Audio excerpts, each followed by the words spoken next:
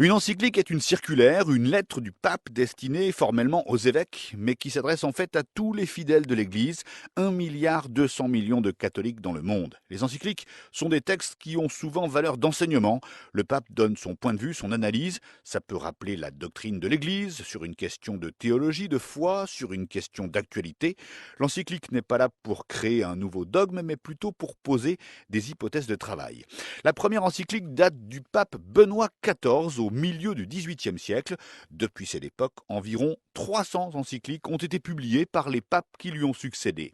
En regardant en arrière, on s'aperçoit que les encycliques sont souvent en rapport avec l'actualité, avec la marche du monde. Et d'ailleurs, elles constituent parfois des mises en garde ou des condamnations.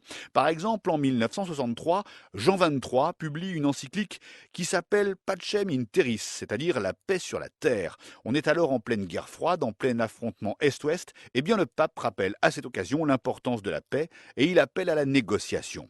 Toujours dans les années 60, la société change très vite et là, une encyclique rappelle la position très traditionnelle de l'Église.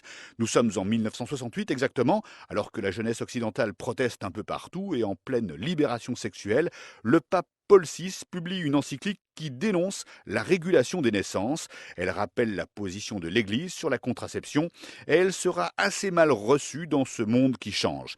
Les encycliques très traditionnelles, il y en a eu bien avant Paul VI. En 1775, par exemple, Pie VI déplorait les idées du siècle des Lumières. Une encyclique peut être assez épaisse, celle du pape François fait près de 200 pages. C'est écrit en latin et ensuite c'est traduit. Là, c'est la seconde encyclique de François, donc ça fait deux en 2 ans de pontificat. Jean-Paul II en a produit 14, mais il faut dire qu'il est resté pape 26 ans.